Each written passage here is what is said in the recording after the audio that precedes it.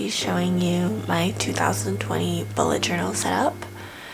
Things haven't changed that much over the past few years, but I think the common theme is I keep doing less and less. So you haven't seen my previous videos, please check them out. I have set things up a little differently just to try a different layout, keep things fresh, but the basics of the bullet journal is the same, I would say. So every year I start to plan from my old bullet journal. So this is the one I used last year, but I didn't really feel a need to buy the same one. This year I just bought the normal. I am not going to translate the name again, but you can see it right here. So here's my last bullet journal. I am not completely done, but I'm the type of person who likes to start fresh in the new year. So this is where I started planning. At first, I just basically made a list of pages that I wanted to set up. I kept it even more minimal this year. So last year I kind of did a process where I wrote down my goals, how I'm going to achieve them, and different exercises that I did at the beginning. Not to say I'm not going to do that this year, but I didn't feel a need to include it in the beginning right now. Like maybe I'll add it later on. So what I'm going to have is the 2020 calendar, my goals for the year. I also included a content calendar because one of my goals is this year to create more content, not just YouTube content or anything, but just in general I'd like to create more. This is actually from, I think I saw it on Best Dressed, how she plans her YouTube calendar, and I was inspired by that. And then I'm going to have my month page and then the weekly pages for January.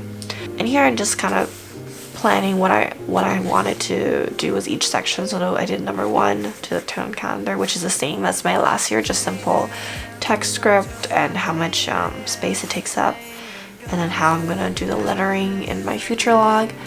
I try to keep everything simple because I can't really freehand draw. Like it would take me a long time to draw something. So I did like a simple lettering, which I will show in my final journal. My goals this year, I wanted to split it up into 3 different sections. So I'm just kind of thinking which 3 sections I wanted to have. So in the end, I'm going with health, work, life. And then 3, the content calendar, just wanted to know how many spaces it would take up. And then the month, which I was going to go with something large, but I went with something much simpler in the end.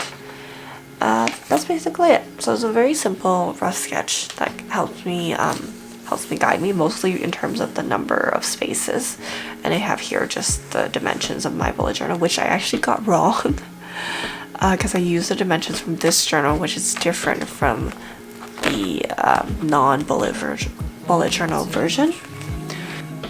So you're gonna see a lot of whiteout in my setup, but I think it's fine. Honestly, I use whiteout so much in the bullet journals just to keep it clean looking, and I think it's not too distracting. So let's get into the actual journal. This is my new journal. I went with black. I think 2 years ago I had a nude colored one, but it just got dirty so easily, and by the end of the year it looked gray. It was kind of gross. So I think black is the best bet. Because even this one, after a year of use, it is dented, but overall it's not gross looking. So as usual, I don't have an index like most bullet journals or what bullet journal recommends, because I just don't tend to flip to the beginning to look for a page within. If anything, I'll put a sticky tab if I know I'm going to be going back there often. Yeah, I just don't have that habit, so I don't make an index.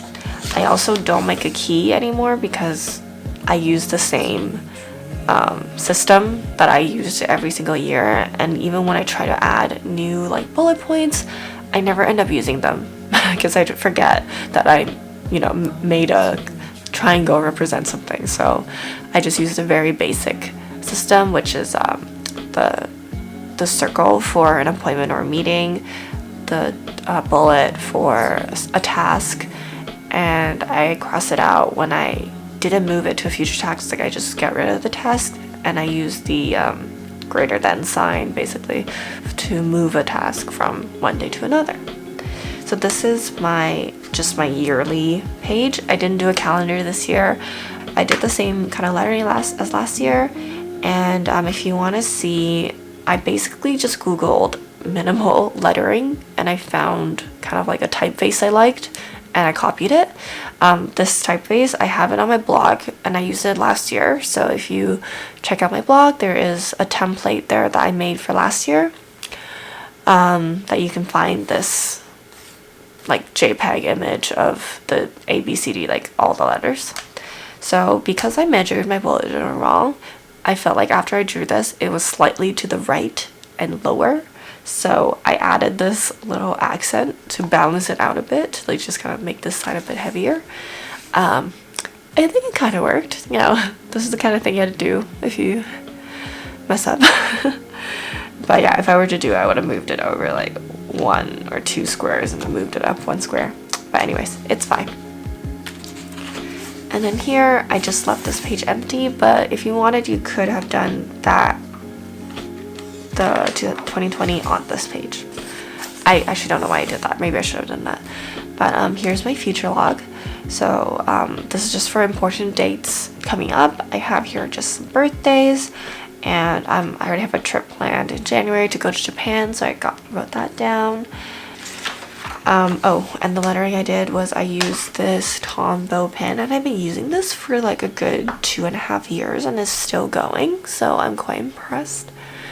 And I just did a simple numbering of the months, and then on top I went over it with this Muji pen. So I used this pen, which is the Muji 0.7 millimeter oil-based pen. Yeah. And I also use this one, which is a 0.7 millimeter ballpoint pen. This one just like slightly darker, so I typically write every day with this one, but this is good for the initial setup, I think, because it keeps everything dark and sharp. So I took a 3x3 square space, and then in the middle I wrote just the acronym of each month. So yeah, I think it looks pretty good and clean. And then on my next page, so this is my goals page. I should have probably wrote goals and not goal, but you know, I counted wrong to be honest. So I did the same thing as the last page. I wrote 2020, and on top of the numbers, I wrote through the middle goal. I added these lines at the side because it just looked not title-ish at the top, like it wasn't standing out, so I added the lines, but you cannot if you think it looks good. And then I made 3 squares, so I'm trying not to set that many goals this year. I think last year I did like something crazy, like 10 or like 19 goals. So this year I'm going to focus on each of these categories, and I'm just going to do max 4 goals each. I have some of them thought out, but I haven't written them down yet. Yeah, so I just have the squares, and just to fill up space, I added like a shadow box. I wrote the title of each category, and I went again with this Tombow pen to highlight each section. And then here is the content calendar I was talking about. So I have each month laid out, and I have the Monday of each month numbered here. It's not necessarily that I'm going to do it on the Monday, but it just represents that week. And I'm hoping to write down something, plan out each month what content I can create for that week, or to try out, whether that be shooting on my film camera, which I've been meaning to do, and I bought all the film for it, extra batteries, but I never ended up doing it. So if like once a week I can go shoot some film, make a YouTube video, create some Instagram content, yeah, that's just to help me get organized and motivate me, because I hate seeing empty spaces. So hopefully I'll fill all this up. And now we're in the month already. So if you want to see more ideas for different categories you can add at the beginning of the year, I would reference either like my last year's video, which I can link here. Yeah, I will link it here. Yeah, I just kept it really simple this year. And this is my monthly layout, which is also very simple. I just drew a border around the page, 2 squares in, and I basically just picked a random spot to write the month and the different dates in it. And I can use this pen to kind of highlight some of the important dates. So I can draw a circle around my anniversary, the day I'm leaving for Japan, or I can color that in, so I can draw a line through it. And now here I have my weekly setup, and you can already see the whiteout starting. So I was kind of struggling with this page. I have another simple kind of lettering method. I also have these on my blog as well. Last year on my blog, I made a template of every single page, so I basically counted out the blocks and every page I made into the digital version. I'm not sure if people found that useful, because I realized everyone will be using a different size bullet journal. But yeah, if you want to see that, check out what I had last year and let me know if you want to see that. But yeah, I just have the month, the week in the month, and then I just did a space apart the date and the date of the day of the week. And I drew a line, and I'm gonna write on this side. And my habit tracker, I moved to the bottom to kind of go along with the different days.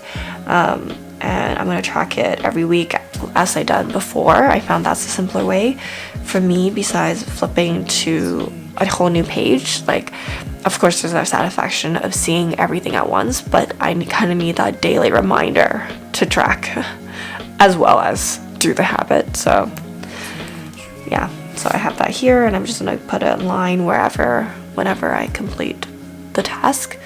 And I still have the same 3 boxes on the side that I did last year, and this is just for me to put things I have to do. I want to make a list of the tasks I have to do here, and as well as plot them into which day I do them, because I find that sometimes I'm like, ooh, I don't know what time I have to do this, so I don't want to write it down, but then I end up forgetting to do it. So this is kind of a notes section for me.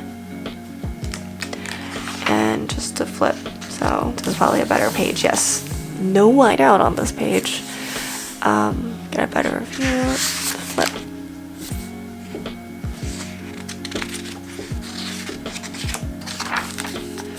Yeah, so I have the 5 weeks of Jan laid out, and that's it.